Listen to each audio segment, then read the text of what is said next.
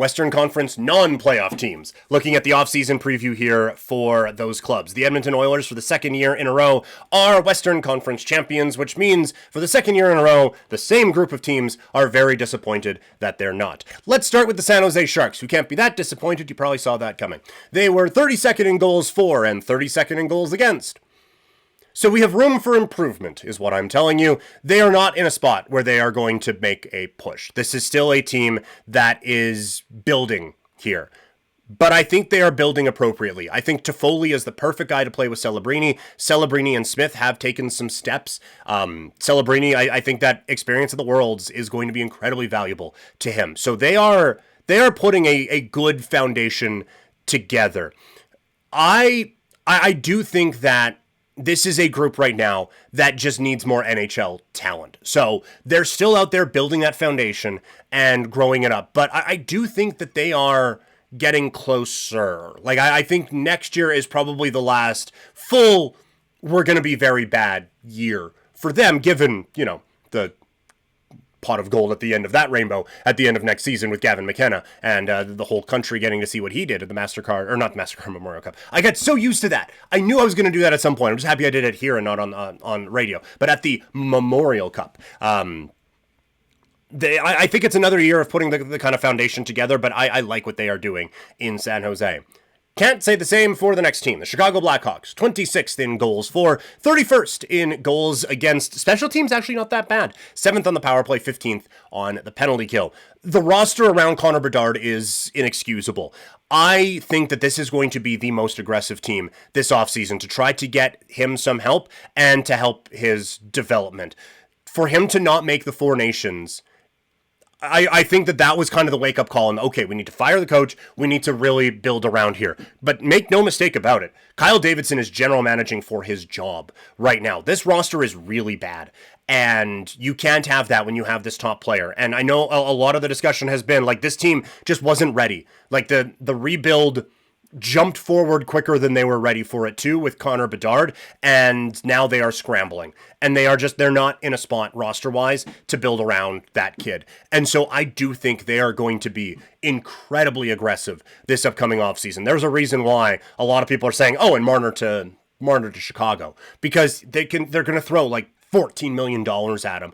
And on the one hand, that can work, right? Like, okay, we need high-end talent, let's go get high-end talent. At the same time, when you're trying to rush a rebuild and just throwing a ton of money at stuff, it sometimes doesn't always go all that great. And it can also not be ideal to win the off-season, so to speak. That doesn't really mean anything. On that note, the Nashville Predators, 31st in goals for a season ago, 27th in goals against. It was a disaster last year, like just an unmitigated disaster. I wonder if they just hope that everyone having a year of chemistry will be an improvement. They need obviously some scoring help, finishing 31st. They need defensive help. The goaltending I still think is okay, but there are some signs that maybe it's not as okay as they might think it could be. If they went full teardown mode, no one would blame them, because that was a disaster. The problem is, like, some of the contracts that they signed are huge, and those are difficult ones to move off of and get any kind of assets back for them. So they're in a very, very, very difficult spot. And so that's why I think, that's why I wonder if they just say, okay, last year was terrible. This year, though, everyone is a little familiar. It's not such a jarring offseason for so many guys. We haven't just rebuilt a top line. Let's actually go out there and do this thing and hope for that, because I don't know if they have what you would need to fully, like, tear this thing down. The Seattle Kraken up next, 16th in goals for, 24th in goals against. They have a bit of cap space, but not a whole lot locked down on the roster right now. So interested to see what direction they go. They haven't figured out the coach thing yet, as far as I know, at the time of this recording. Anyway, so they have quite a bit of work that still needs to be done. They went with a couple of win-now moves in the offseason in Montour and in Stevenson, and it didn't necessarily, well, obviously it didn't work. We're talking about them and the teams that didn't make the playoffs portion of this. So I I have concerns about that because you make those moves. Those contracts I don't think are going to age very well. You make those moves so that you're better right now, and they weren't. So where do they go now? They have the 8th overall pick and then 2 first-round picks in the next 2 drafts after that. I think there is a mix here, a good mix of youth and veterans on the roster. They have Yanni Nyman and Berkeley Catton, who feel like they are close.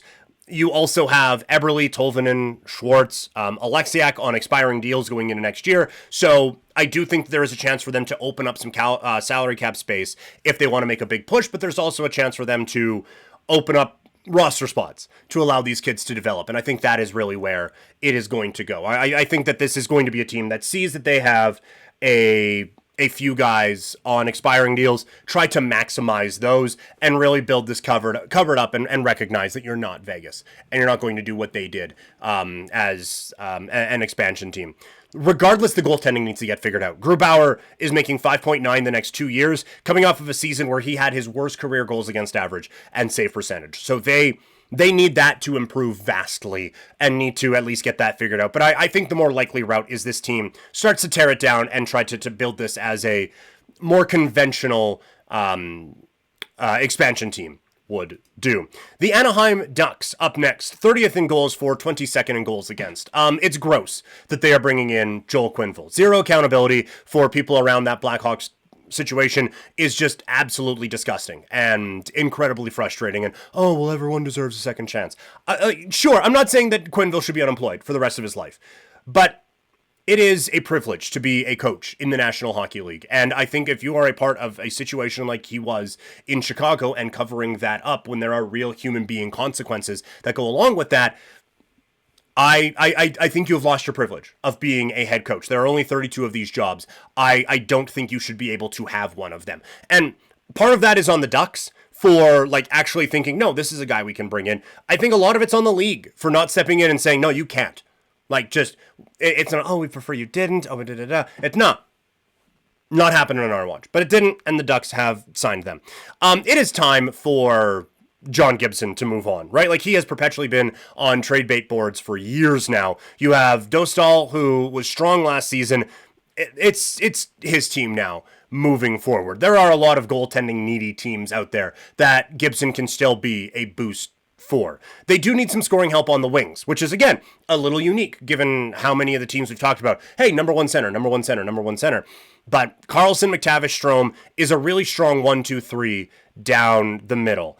I think you need some help because on the wings, because I don't think Killorn and Colangelo and those guys are really what they need on the wing. So I think you need to add a real scoring threat on the wing, and this team could use another strong defenseman. Radko Gudas is a top 4 D-man on this team, and he is not a top 4 defenseman in the National Hockey League at this point in his career. So that is a player that I think that is a spot that they need to upgrade on. But look, they have a lot of the high-end talent that you would really want. And I think they are a team that has a very real chance of breaking through this season. The now named Utah Mammoth are up next. They have some exciting pieces on a team that 20th in goal scoring, 17th in goals against. You got the pieces with Keller, Cooley, Gunther, Sergachev, Dursey, a few prospects that you like. They just signed Simashev and Boot. They'll be coming in this season. A couple of huge dudes who put up some good numbers in the KHL. So they have a lot you can be excited about. They have a lot that, like, it feels, again, this team is very cuspy. They're right on the cusp of kind of breaking through here for the Western Conference. A lot of talk about the 4th overall pick being in play for a win now type of a move.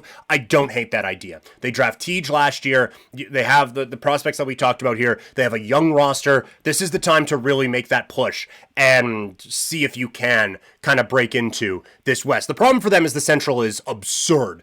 And like, I don't think Colorado's going anywhere. I don't think Dallas is going anywhere. Like Minnesota is finally getting some cap help from the buyouts that they had. St. Louis, good team. Winnipeg, still very good. Central is tough, so it's going to be tough for them to break through, but I do think they have the pieces that can do it. The blue line looks pretty set.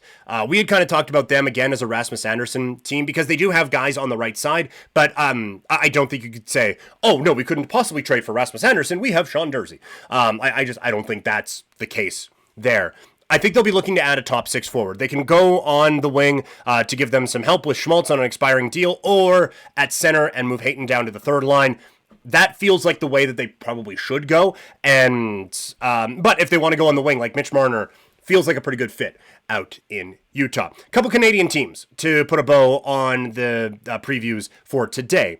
Anyway, the Vancouver Canucks, 23rd in goals for, 18th in goals against. They're just looking for a direction. It has been a very, very strange time out in Vancouver. And, I mean, perpetually, right? But this was a really strange season to follow up a really strong year 2 years ago. To have that season and to have it all come crumbling down it should be studied at this point. Brock Besser feels as good as gone. It's not great for a team that was in the bottom half of the league in goals for, but this is all about Elias Pettersson. If you can get him back, because I still think that one of the most talented players in the National Hockey League lives in that body. It's just a matter of getting that out of him. If you can do that, then you're all right. And then you decide to build around it and try to make a push. If you don't think you can, if it is just not a problem that you can solve, then this team goes the rebuilding route. And it's him, it's Hughes, it's everyone, and it's a teardown, right? So that's where I think they kind of need to make that decision. If they're going to go with some like actual go for it type of moves, they need a number 2 center behind Pettersson and some top 6 scoring help. Unless Höglander and Hedl and Lekkerimaki make gigantic jumps, they need some legitimate top 6 scoring help.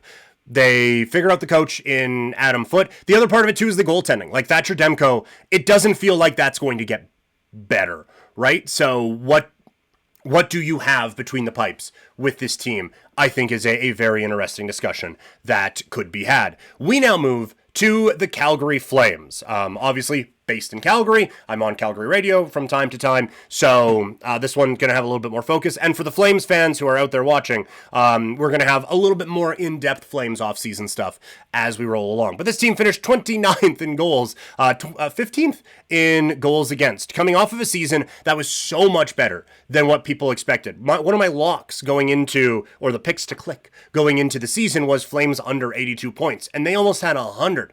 So good on them for that. It still feels like the smart route for them, though, is the rebuild direction. Rasmus Andersson is due for an extension. It seems like the tide has shifted on that. In the season, it was, no, they're going to keep him.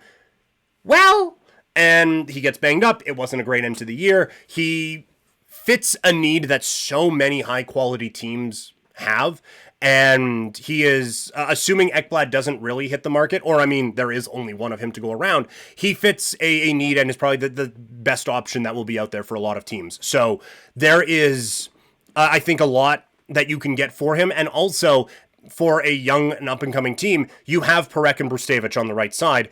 It's time to see what you have in those particular players. So I think that is an exciting way to go about it for the Flames. The building blocks look good last year. Coronado was fantastic. He signs the extension. It's a smart move. Zari, seeing online everyone throwing him into trades for draft picks and stuff like that, you don't want to get too attached to your young players, but I was so impressed with the quality of play that he had a season ago. I would be wary of doing that. Like, I would need to be sure I was getting exactly what I needed if I was throwing him in, because I think that he is, at the forward group, him and Coronado, the closest you have to future, not superstar feels high, but high level type of players. I just think the skill that he showed, the production wasn't there and injuries were a thing, but if you just watched him on the ice, you saw he was snake bit, and you could see how much potential this kid has. So I think the world of the kid as a prospect, and I'm not saying he's untouchable, but it would take a lot for me personally. You still have Huberdeau and Kadri stepping up. They need some more scoring to be successful here. Like Huberdeau, Kadri, and whether it was Coronado or Klapka or whoever, that was great. Realistically, if you want this team to be like competitive, that's a second line. And that is not a shot at any of them, but that's just, like when you're looking at what is left in the playoffs, that's a second line. So you either need a lot of high-level talent ahead of that, or to see where you can go with those particular players. A true number one center does not exist in this organization, which explains why the tank route next year is probably the way to go, again, given the Gavin McKenna of it all. A question of whether or not some vets want to stay is, I think, valid. It would be tough to sell to Kadri and Coleman. Like, hey, you guys just fully put your bodies on the line. We really do appreciate it. We're 2 points back of a team that's in the Stanley Cup Finals right now, which is why we are absolutely going to tear down. And we're not going to try to be bad, but, I mean, it's going to be obvious what we're trying to get at here. Do those guys want to hang out for it? They have full no moves. If they're like, yeah, we're just in it, we love it here, and whatever direction we go, we just want to play hockey for the Calgary by God Flames, then that is their right. They have that in their contract, and they're not going anywhere. If they're on it, then that could really change the offseason for the Flames and for a couple of other teams out there in the NHL. This team is still not great and still not in a great position going forward, but they are a touch further along than we thought they were this time last year. Like, if you are to keep a lot of the foundational pieces in place with this group and it still falls off next year, which it very well could and is probably the likely outcome, and the ping pong balls go their way and McKenna comes in, then they are ready to just go. This isn't Chicago where, oh man, we just don't have the pieces around it. You got the pieces around it and then you can just go with it. So I think they're in a fine spot, but not one where it's, oh, just go out and get Besser and you'll be fine. Like they still have a few holes and a few long-term holes that need to be plugged.